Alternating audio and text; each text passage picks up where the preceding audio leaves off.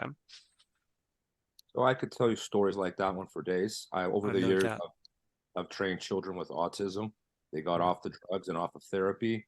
Wow. Veterans with PTSD got off the drugs and off the therapy. Alcoholics, drug addicts, Wow. people with problems at home, abused children, you name it. And I've seen jiu-jitsu help them. But I'm going to tell you my favorite one. About maybe 8 years ago, I taught a seminar in the northeast of Brazil in a city called Caruaru. It's a city in the middle of nowhere. It's a historical town it's got some interesting history Mm. behind it. But I was there for a seminar. It turns out it's the middle of nowhere in Brazil. So no one thinks about teaching a seminar in the middle of nowhere in Brazil. But I went there because I was invited. We have an affiliate there. I had never been there before. I had heard so much about Caruaru that I'm like, I want to go. For Brazilians, at Terra do Lampião. Yeah. So that's what Caruaru is.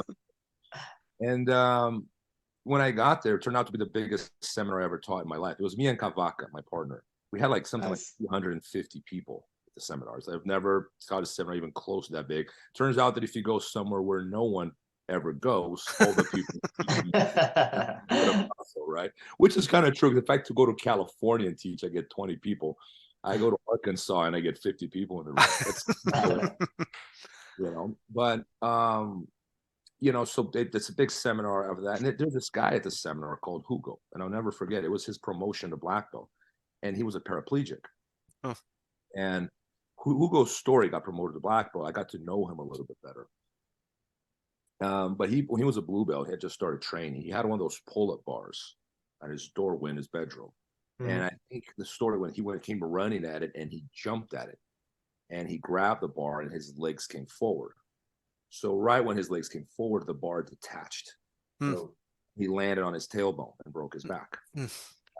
So he was paraplegic, young guy, like maybe early 20s, and he, his family then was jiu-jitsu. But what was beautiful about the story is that he didn't look at him in a wheelchair as ending his jiu-jitsu journey.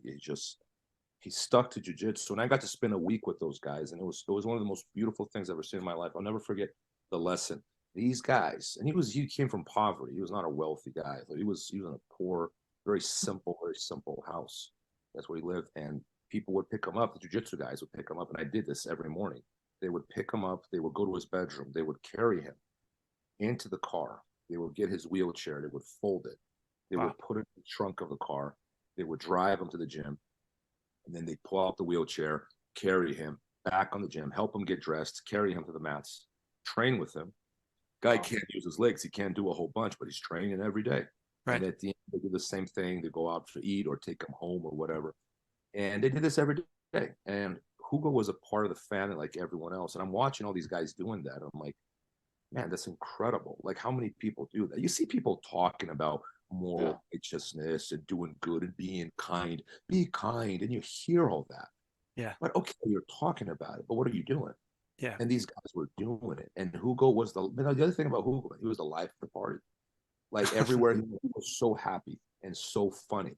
And then people would like crack jokes. And you think the guy in the wheelchair, no one's ever going to make fun of that guy, right? Right. Brazilians don't understand. Tearing the guy up, they make fun of him. You're like, holy cow, man, you can't talk shit to a guy in a wheelchair. And Hugo's firing back like with my jokes and ripping them to pieces, man. That guy had a phenomenal sense of humor. And they're just going back and forth talking shit to each other in the Brazilian style.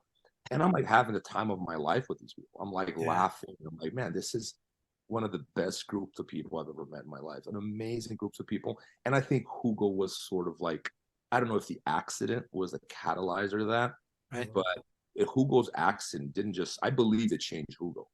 But Sure. I think the group around him too, they made him all better people for it. And man, I haven't been back since, but I always tell myself I want to go back because I actually really miss those guys in that place because I was only there for a week. But I had such an incredible, and it changed me in a sense. Sure. Because I'm watching people complaining, and everyone's a victim these days. I'm a victim. I'm a victim. It's like we've normalized victimhood like it's something glorious, and it's not.